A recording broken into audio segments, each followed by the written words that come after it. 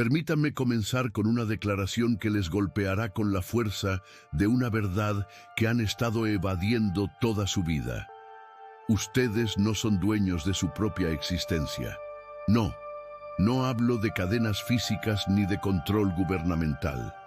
Hablo de una esclavitud mucho más íntima y devastadora, la esclavitud del sí.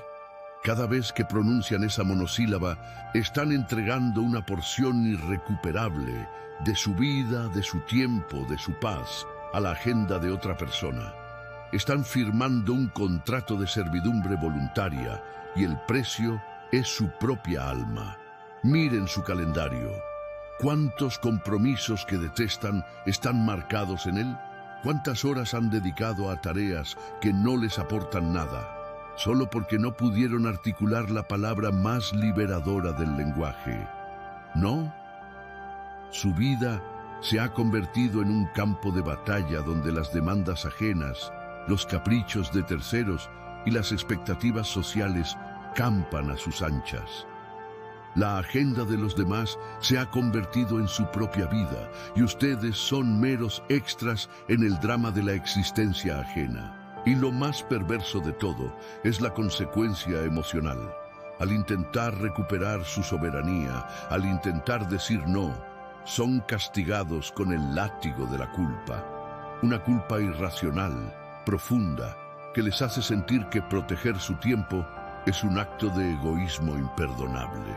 Esta culpa es el síntoma de una enfermedad filosófica profunda. Nos han educado en la falacia de que la virtud reside en la complacencia, en la disponibilidad constante, en el sacrificio de uno mismo, en el altar de las expectativas ajenas. Nos han enseñado a temer el conflicto que un no honesto puede generar, más que el resentimiento silencioso que un sí forzado inevitablemente cultiva. El resultado es una vida vivida en la periferia de la propia voluntad, una existencia donde la autenticidad se ahoga bajo el peso de las obligaciones autoimpuestas. El sí se convierte en una máscara de falsa moralidad, un intento desesperado por comprar la aprobación social a expensas de la paz interior. Es la renuncia a la propia individualidad en favor de una paz social ilusoria. La máscara de la complacencia y el miedo al ostracismo. La complacencia, ese hábito de decir sí por defecto, es la forma más sutil de la autotraición. Nos engañamos creyendo que estamos siendo amables, generosos o profesionales, cuando en realidad estamos siendo cobardes. Estamos evitando la fricción momentánea de un no para abrazar el sufrimiento prolongado de una vida no vivida. Schopenhauer, con su agudeza característica, nos diría que esta necesidad de ser aceptados, de ser vistos como buenos, es una de las manifestaciones más patéticas de la vanidad, una de las cadenas más fuertes que nos ata a la rueda del sufrimiento. Queremos ser bien considerados, y por ese efímero placer de la aprobación hipotecamos nuestro tiempo, que es la esencia de nuestra vida. El miedo al ostracismo social, a ser excluidos del rebaño, es un motor primario de la voluntad social, y el sí es el precio de la membresía. ¿Por qué este castigo? ¿Por qué la sociedad y nuestra propia psique domesticada nos castiga por intentar ser dueños de nosotros mismos? La respuesta a esta paradoja solo puede encontrarse en la filosofía de Arthur Schopenhauer. Él no es el pesimista melancólico que la historia superficial ha pintado. Schopenhauer es el diagnóstico más brutalmente honesto de la condición humana. Él nos revela que el sí incesante, el asentimiento automático a las demandas del mundo, no es un signo de bondad o de virtud. Es la manifestación más clara y patética de la fuerza ciega que nos posee, la voluntad de vivir. El sí es la afirmación ciega de esta voluntad, un impulso insaciable que nos arrastra hacia el sufrimiento perpetuo. La culpa que sentimos al decir no es simplemente el mecanismo de defensa de esa voluntad que lucha por su supervivencia. es el miedo a la libertad. Es hora de entender que el verdadero acto de coraje no es decir sí a todo, sino articular un no firme y consciente. Este no es un acto de egoísmo, sino un acto de liberación filosófica. Es la llave para desmantelar la tiranía del sí y comenzar a vivir una vida que, por primera vez, les pertenezca. Prepárense para una inmersión profunda en la lección de Schopenhauer, una lección que transformará su manera de entender el deseo, el sufrimiento y, sobre todo, el poder de la negación. Bloque 02. La voluntad de vivir y el sufrimiento. Para comprender el poder liberador del no, debemos primero entender la naturaleza de la fuerza a la que se opone, la voluntad de vivir. Schopenhauer, en El mundo como voluntad y representación, establece que la realidad se divide en dos: el mundo como representación, que es el mundo de los fenómenos, de las formas, de lo que percibimos a través de los sentidos y la razón, y el mundo como voluntad, que es la esencia íntima, la cosa en sí, el motor ciego e irracional de todo lo que existe. La voluntad no es una elección, no es un pensamiento. Es una fuerza cósmica, un impulso ciego, sin propósito ni finalidad, que se manifiesta en la naturaleza como la fuerza de la gravedad, el magnetismo, y en nosotros como el deseo insaciable. Es el impulso biológico de la supervivencia, el apetito sexual, la ambición desmedida, la sed de poder. Es un querer constante, un impulso que nunca se detiene. Y aquí reside la tragedia de la existencia. Todo querer nace de una necesidad, de una carencia, de un sufrimiento. El deseo es dolor. Cuando deseamos algo, estamos en un estado de privación, de incompletitud. La vida humana, según él, es un negocio que no cubre los gastos. Y si logramos satisfacer ese deseo, la satisfacción es fugaz.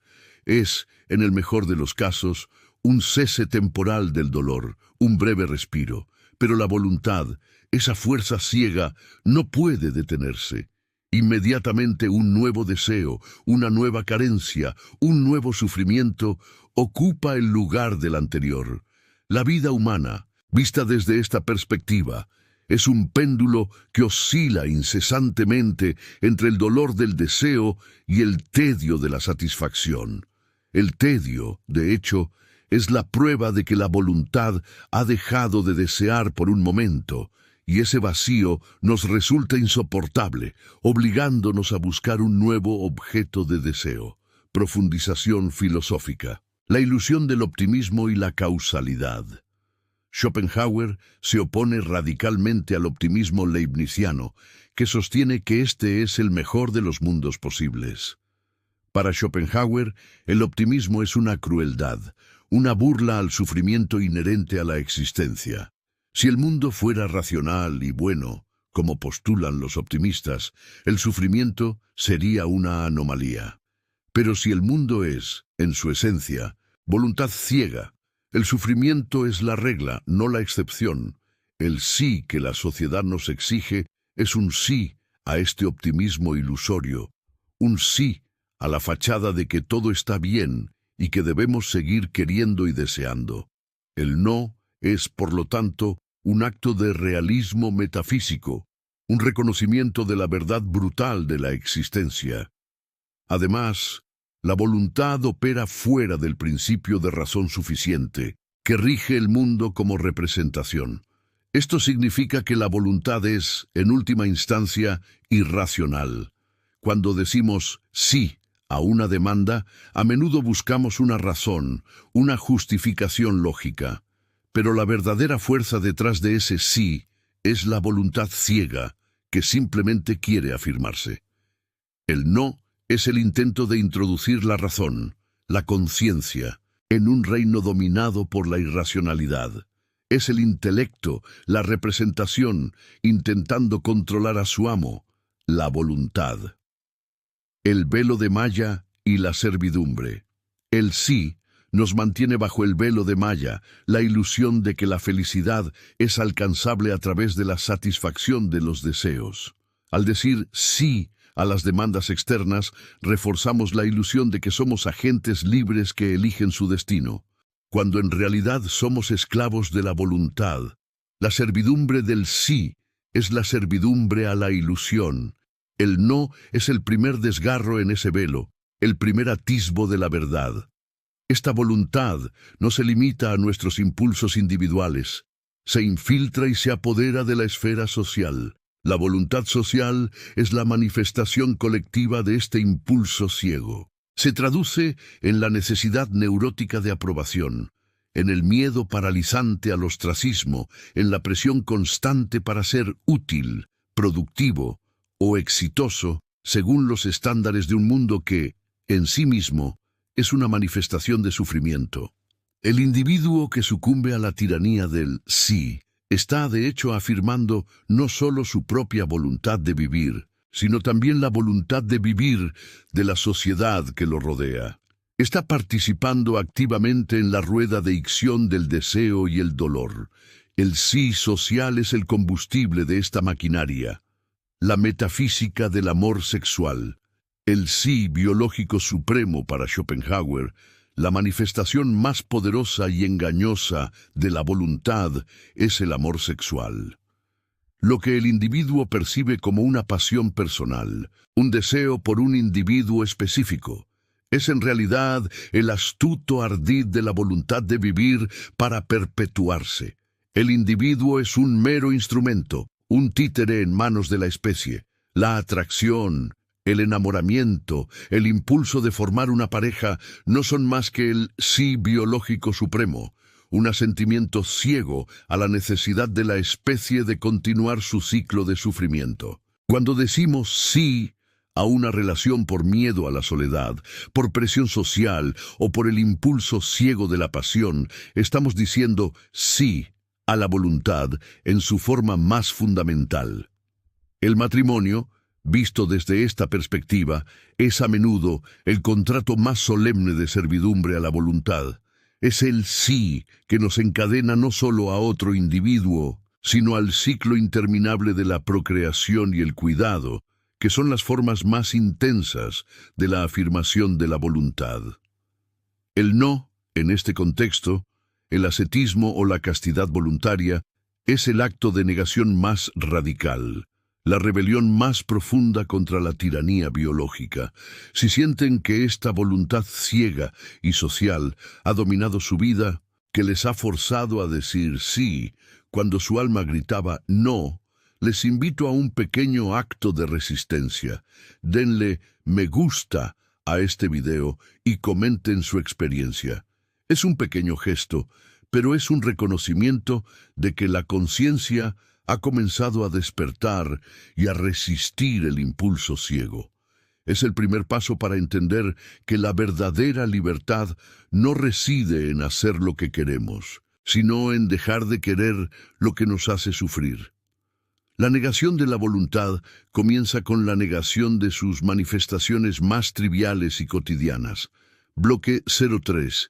El sí como afirmación de la voluntad ajena. Profundicemos en la naturaleza del sí que nos encadena. ¿Por qué lo decimos? La respuesta superficial es por bondad, por altruismo, por ser una buena persona. Pero Schopenhauer, con su visión penetrante, nos obligaría a mirar más allá de esta ilusión moral. El sí es, con demasiada frecuencia, un acto de egoísmo disfrazado. No es motivado por la compasión, que Schopenhauer consideraba la única base genuina de la moralidad, sino por el miedo y la vanidad. Decimos sí porque tememos las consecuencias de un no. Tememos el conflicto, el juicio, la desaprobación. Tememos que nuestra representación ante los demás, nuestra imagen de persona servicial y complaciente, se vea dañada. La vanidad, esa preocupación excesiva por lo que los demás piensan de nosotros, es una de las manifestaciones más patéticas de la voluntad. Queremos ser validados, queremos ser vistos como indispensables, amables, disponibles. Y para obtener esa validación efímera, Sacrificamos lo único que es verdaderamente nuestro, nuestro tiempo y nuestra paz interior. El miedo a la soledad, el miedo a ser excluido, son poderosos motores de la voluntad social, y el sí es el peaje que pagamos para mantenernos dentro del rebaño.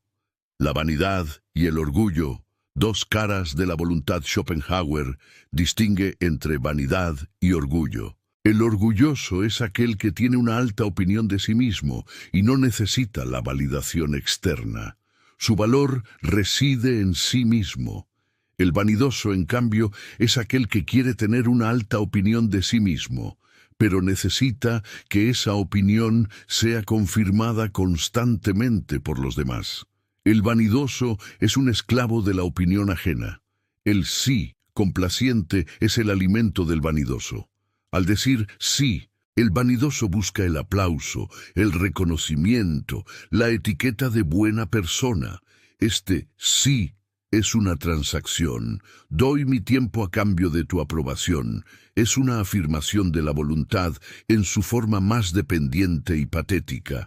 El precio de este sí no auténtico es la negación de nuestro propio ser. Schopenhauer consideraba el tiempo como el capital más valioso que poseemos. Es la materia prima de la vida, y una vez gastado, es irrecuperable. Cada sí que damos a una demanda ajena es un no que le damos a nuestra propia vida, a nuestros propios proyectos, a nuestra propia búsqueda de la quietud y la contemplación. Al afirmar la voluntad del otro, estamos negando la posibilidad de la nuestra de encontrar un camino hacia la negación. El tiempo que dedicamos a satisfacer el deseo ajeno es tiempo robado a la única tarea verdaderamente filosófica, la comprensión y el apaciguamiento de nuestra propia voluntad. Schopenhauer valoraba la figura del genio, aquel que logra liberarse temporalmente de la voluntad a través de la contemplación estética. El sí, constante a las trivialidades del mundo, es el enemigo mortal de esta contemplación. Al estar siempre ocupados, siempre disponibles, nos negamos la posibilidad de la introspección profunda, del pensamiento original, de la creación artística o filosófica. El sí es la mediocridad impuesta, el rechazo a la posibilidad de la grandeza interior. Es la renuncia a la vida contemplativa, que para Schopenhauer era la única vida digna de ser vivida. Ejemplos de la vida cotidiana y la voluntad ajena. Consideren el ejemplo del colega que por 10ª vez les pide ayuda con una tarea que es claramente su responsabilidad. O la invitación social que aceptan por pura obligación, sabiendo que preferirían la soledad de su estudio. En cada uno de estos casos, ustedes están actuando como un mero instrumento para la voluntad de vivir del otro. Están permitiendo que la fuerza ciega que impulsa al otro a querer y a demandar se manifieste a través de su propia sumisión. El otro quiere descansar. Quiere evitar el esfuerzo, quiere delegar su sufrimiento, y ustedes, al decir sí, se convierten en el vehículo de esa voluntad. Schopenhauer diría que están participando en una danza de sufrimiento mutuo, donde el sí es la música. Piensen en el fenómeno de las redes sociales, el sí a la notificación constante, el sí a la necesidad de estar al tanto de la vida de los demás. Es una afirmación de la voluntad social en su forma más moderna y adictiva. Es un sí que nos roba el presente, nos dispersa y nos impide la concentración necesaria para la contemplación. Es la voluntad ajena, magnificada por la tecnología, exigiendo nuestra atención. Este es el punto crucial. El sí no auténtico no es un acto de amor, sino un acto de cobardía metafísica. Es la incapacidad de enfrentar la pequeña fricción social que un no honesto y firme podría generar. Y esta cobardía tiene un costo inmenso. Al acumular síes forzados, acumulamos resentimiento, frustración y, lo que es peor, una profunda sensación de alienación de nosotros mismos. Nos convertimos en extraños en nuestra propia vida, viviendo según un guión escrito por las expectativas y los deseos de los demás. La lección de Schopenhauer aquí es clara. La afirmación de la voluntad ajena es la negación de la posibilidad de nuestra propia liberación. El camino hacia la paz comienza con la recuperación de nuestro tiempo, y eso solo se logra con la palabra más difícil de pronunciar: no. Bloque 04. La culpa. El látigo de la voluntad. Hemos establecido que el sí es la afirmación de la voluntad, tanto la propia como la ajena, y que esta afirmación es la fuente inagotable de nuestro sufrimiento. Ahora debemos enfrentar al guardián de esta prisión, la culpa. ¿Por qué, al intentar ejercer un acto de soberanía personal, al pronunciar un no legítimo, sentimos ese aguijón emocional, ese látigo invisible que nos castiga y nos empuja a retractarnos? La culpa, en este contexto, no es un sentimiento moral en el sentido kantiano, no es el reconocimiento de un deber universal incumplido. Es, más bien, una dolencia psicológica impuesta por la voluntad social. Es el sistema de defensa que la colectividad ha desarrollado para garantizar la cooperación y la sumisión de sus miembros. La sociedad, como manifestación de la voluntad de vivir en su forma más compleja, necesita que sus engranajes funcionen sin fricción. Y el individuo que dice no es un grano de arena en esa maquinaria, un acto de resistencia que debe ser neutralizado. La culpa es el mecanismo de neutralización. Es la voz internalizada de la voluntad que nos recuerda que estamos rompiendo el pacto social de la servidumbre mutua. Schopenhauer nos enseña que vivimos obsesionados con nuestra representación, con la imagen que proyectamos en la mente de los demás. La culpa, al decir no, surge del miedo a que esta representación sea dañada. Tememos ser etiquetados como egoístas, insensibles, malos amigos o malos empleados. Este miedo no es más que la vanidad en acción, el deseo de ser bien considerado, que es una de las cadenas más fuertes que nos ata a la rueda del sufrimiento. La voluntad nos hace querer ser amados, respetados y validados, y la culpa es el precio que pagamos por desafiar esa necesidad. La culpa es el residuo emocional de la vanidad herida. La ilusión del deber y la necesidad. Analicemos la anatomía de esta culpa. Cuando decimos no, la mente nos bombardea con escenarios catastróficos. Perderás esa amistad, te despedirán, pensarán que eres una mala persona. Estos son los susurros de la voluntad que intenta mantenernos en el camino de la menor resistencia social, que es el camino de la mayor resistencia personal. La culpa es la ilusión de que debemos sacrificarnos por el otro. Pero, ¿quién impuso ese deber? La voluntad, en su manifestación social, que nos exige el sacrificio de nuestro tiempo y nuestra paz para alimentar su propia voracidad. Es una trampa bien diseñada. Schopenhauer, al abordar la libertad de la voluntad, nos ofrece una clave para desmantelar esta ilusión. Él argumenta que un hombre puede hacer lo que quiere, pero no puede querer lo que quiere. Nuestra voluntad de decir sí está determinada por el miedo y la vanidad, que son manifestaciones de la voluntad. La culpa nos hace creer que somos libres de elegir el sí o el no, pero en realidad la voluntad ya ha predispuesto nuestra elección hacia la complacencia. La libertad comienza cuando usamos la razón, la representación, para frenar ese impulso ciego y elegir el camino de la negación, incluso si eso implica un breve encuentro con el fantasma de la culpa. La lección de la libertad. Elegir el dolor agudo. La verdadera libertad no consiste en eliminar la culpa, sino en reconocerla por lo que es, un mero mecanismo de control. Al reconocer que la culpa es el látigo de la voluntad, podemos desarmarla. El sufrimiento que experimentamos al decir no es un sufrimiento breve, agudo, pero elegido. Es el dolor de la extracción de un tumor. El sufrimiento de decir sí es un dolor crónico, sordo, que nos consume lentamente. La elección es entre un dolor que nos libera y un dolor que nos encadena. El filósofo nos invita a la contemplación. Al observar la culpa con desapego, como un fenómeno que surge y pasa, le quitamos su poder. La culpa nos dice, debes hacer esto por el otro. Schopenhauer nos responde que el único deber es el de la compasión, y que la mayoría de las demandas no caen bajo esa categoría. La culpa es la última barrera que la voluntad erige para impedir nuestra emancipación. Bloque 05. El no como negación práctica de la voluntad. Si la voluntad es la esencia metafísica del mundo y la fuente del sufrimiento, la única vía de escape es la negación de la voluntad.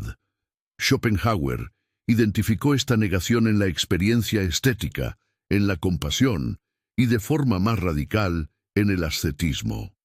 Pero ¿cómo se traduce este concepto monumental en la vida cotidiana? ¿Cómo podemos ser ascetas en la oficina, en la mesa familiar o en la bandeja de entrada de nuestro correo electrónico? El no es la negación práctica de la voluntad. Es el acto ascético cotidiano. No se trata de un no egoísta, que sería simplemente la afirmación de nuestra propia voluntad sobre la del otro.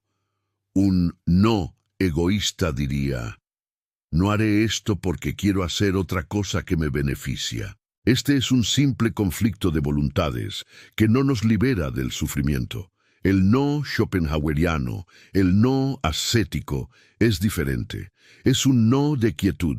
Es un no que busca la paz, el estado de libertad del deseo que el filósofo tanto valoraba. Es la interrupción consciente del ciclo de deseo y dolor. Este no práctico es un acto de autoprotección metafísica. Al decir no a una demanda externa, estamos diciendo sí a la posibilidad de la contemplación desinteresada de nuestra propia vida. Estamos creando un vacío, un espacio de silencio donde la voluntad, por un momento, deja de rugir. Es en ese silencio donde reside la única felicidad posible para Schopenhauer, la ausencia de dolor, la liberación temporal de la necesidad. Es la conquista de la ataraxia a través de la renuncia activa. La contemplación estética, el primer acto de negación. Antes del ascetismo radical, Schopenhauer nos ofrece la contemplación estética como la primera y más accesible forma de negación de la voluntad. Cuando observamos una obra de arte, escuchamos música sublime o contemplamos la belleza de la naturaleza, por un instante dejamos de ser individuos que quieren y desean. Nos convertimos en sujetos puros de conocimiento, en un ojo del mundo desinteresado. En ese momento, la voluntad se silencia y el sufrimiento cesa. El no a la demanda externa es un sí a la posibilidad de este estado. Es la defensa de nuestro tiempo para la lectura, para la música, para la observación desinteresada. Es un acto de resistencia contra la tiranía de lo útil y lo práctico. La belleza, para Schopenhauer, es el consuelo temporal que la vida nos ofrece. Al decir no a las trivialidades, estamos diciendo sí a la posibilidad de este consuelo, a la posibilidad de la elevación intelectual que nos libera de la cadena causal del deseo. El ascetismo moderno. El no a la distracción. El ascetismo, para Schopenhauer, implicaba la negación de los placeres y la afirmación de la castidad y la pobreza. En el mundo moderno, donde la voluntad se manifiesta con mayor virulencia a través de la distracción constante y el consumo desenfrenado, el ascetismo adquiere nuevas formas. 1. El no al ruido y la información. La voluntad se alimenta del ruido. El flujo constante de noticias, redes sociales y entretenimiento es un intento de llenar el vacío que surge cuando la voluntad se detiene. El no a la sobrecarga informativa, el apagado consciente de las notificaciones, el rechazo a la necesidad de estar al tanto de todo, es un acto ascético, es la defensa de la quietud mental, el único terreno fértil para la representación pura y la contemplación. 2. El no al consumo impulsivo. El consumismo es la afirmación de la voluntad en su forma más materialista. Compramos para llenar un vacío, para satisfacer un deseo fugaz, solo para caer en el tedio y la necesidad de un nuevo objeto.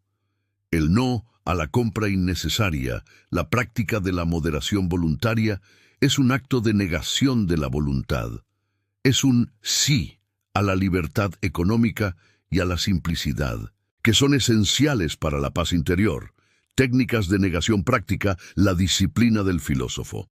Para ejercer este no liberador, necesitamos desarrollar técnicas de negación práctica. 1. El no de la razón. La voluntad es ciega, pero el intelecto, la representación, es la luz. Debemos usar la razón para frenar el impulso ciego de decir sí. Antes de responder, deténgase. Pregúntese, ¿esta acción me acerca a la quietud o me arroja de nuevo a la rueda del deseo y la necesidad? La razón debe actuar como un freno, un contrapeso al impulso automático. Si la razón dictamina que el sí solo servirá para alimentar la voluntad y aumentar el sufrimiento, el no debe ser la respuesta. Es un acto de lucidez filosófica. 2.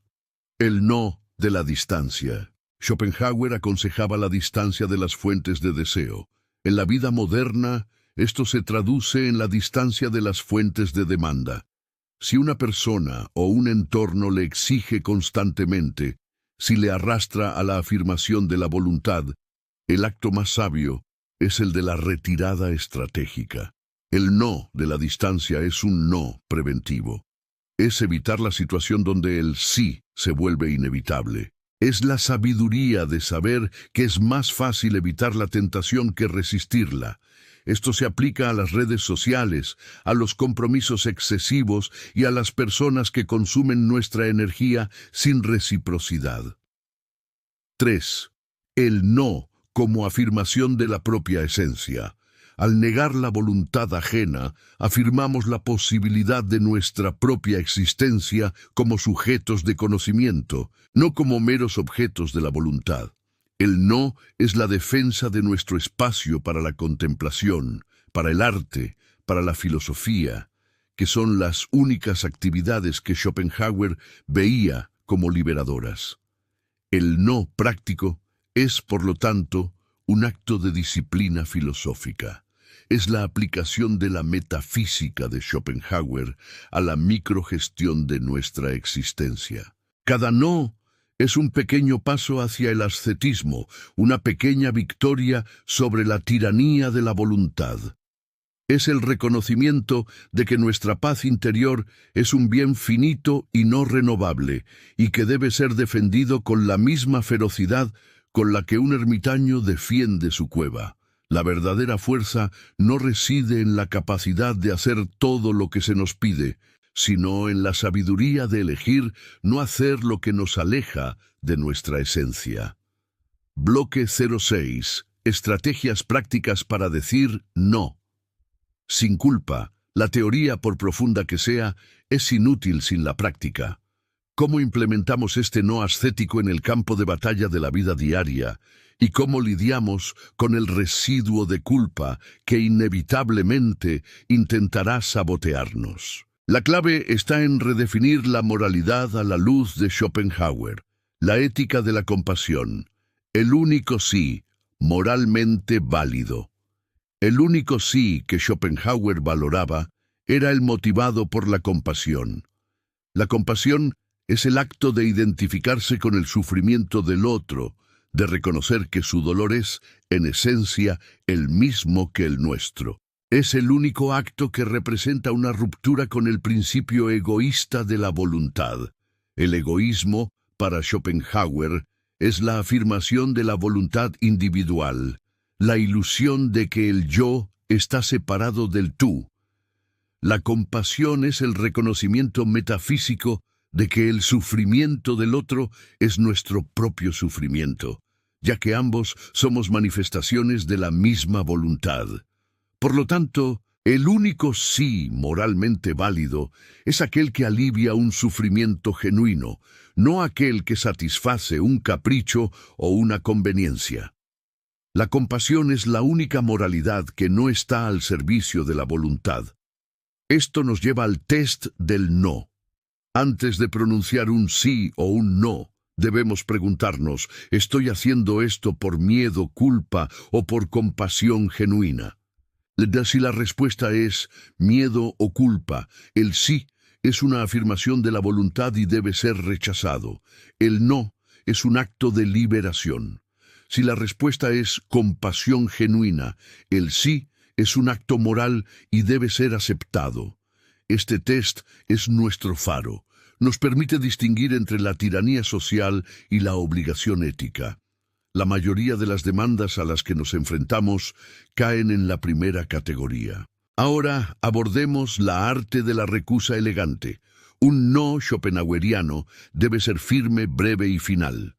La debilidad en la negación es una invitación a la insistencia, lo que nos arrastra de nuevo al sufrimiento. 1. La brevedad es la fuerza. Un no largo y lleno de excusas es un sí disfrazado. Cuanto más se explica, más se debilita la posición. Un simple no, gracias. No podré hacerlo, es suficiente. La explicación alimenta la voluntad del otro, dándole munición para contraargumentar. La concisión es la cortesía del filósofo. 2. El no sin justificación.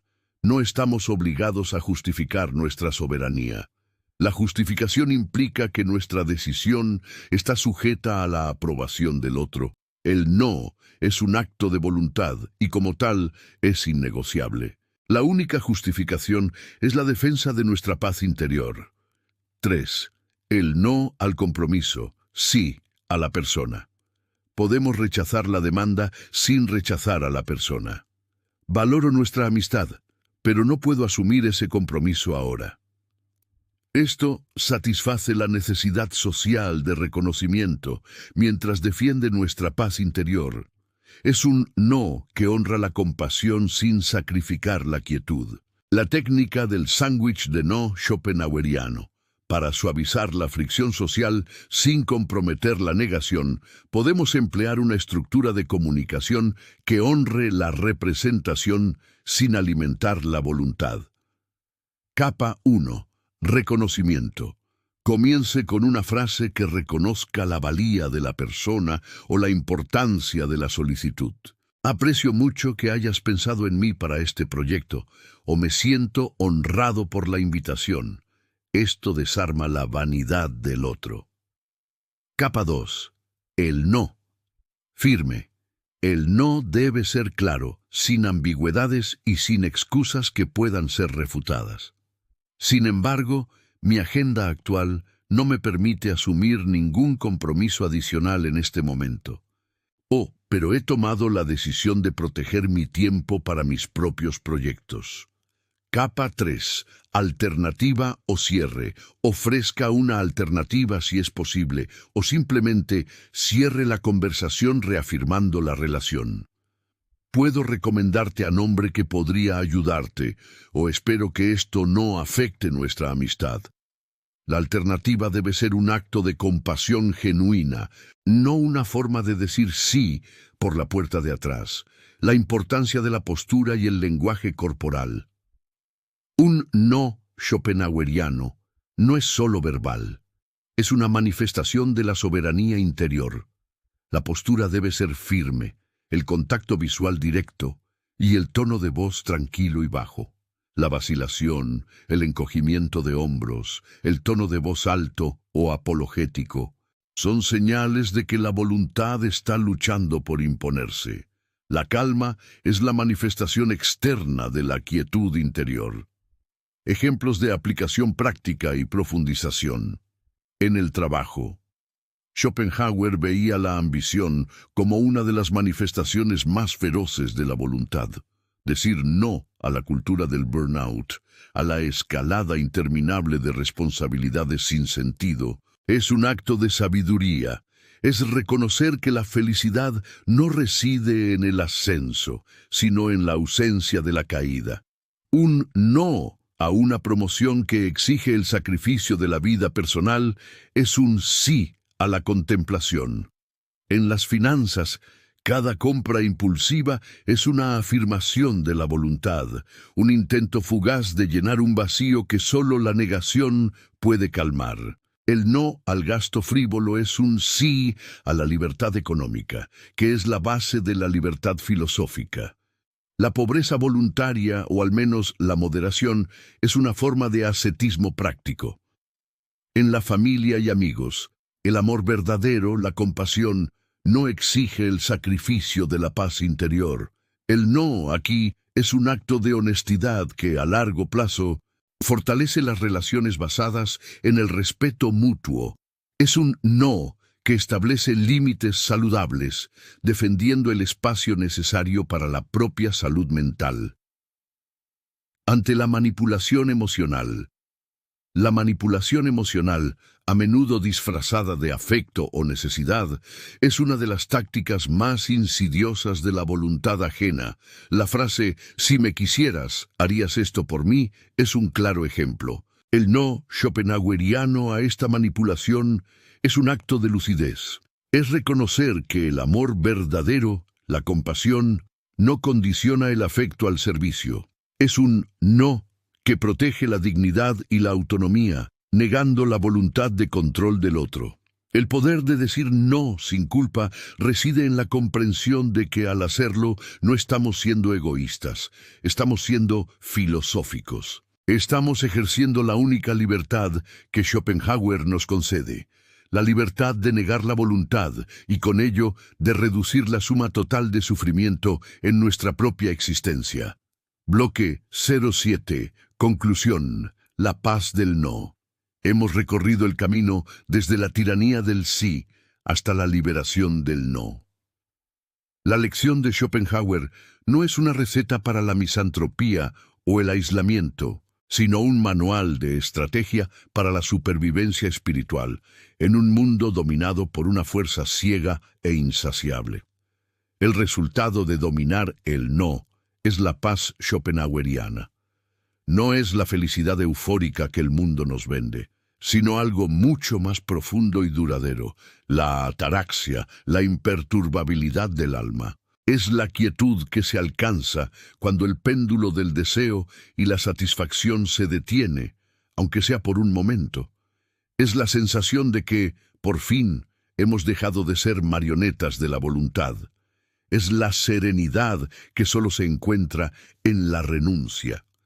El poder de decir no es, en última instancia, el poder de elegir nuestra propia forma de sufrimiento. La culpa que sentimos al rechazar una demanda es un dolor agudo, pero breve y superficial. Es el precio de la libertad. El dolor de decir sí, por miedo, es un sufrimiento crónico, la lenta erosión de nuestra alma al vivir una vida que no es nuestra. Schopenhauer nos da el coraje de elegir el dolor que nos libera. La negación de la voluntad no es la negación de la vida, sino la negación de la vida como sufrimiento. El legado de la lección, la filosofía de Schopenhauer, es una herramienta práctica para la vida. Nos enseña que la verdadera fortaleza no reside en la capacidad de soportar más carga, sino en la sabiduría de rechazar la carga innecesaria. El no es la afirmación de la conciencia sobre el impulso, de la razón sobre la ceguera, de la paz sobre el deseo. Es el acto de autorrespeto más profundo. Recuerden la máxima de Schopenhauer: la vida es un negocio que no cubre los gastos. No se endeuden más con la voluntad. Cada no es un pago a su deuda de sufrimiento. Cada no es un paso hacia la única libertad verdadera, la libertad de no querer. Si estás listo para liberarte de la tiranía del sí y abrazar la paz del no, Si esta disección filosófica de la culpa ha resonado en tu propia experiencia, te invito a unirte a nuestra comunidad. Suscríbete a Mac Invests para continuar tu camino hacia la libertad filosófica. Aquí, la filosofía no es un mero ejercicio académico, sino una estrategia de vida.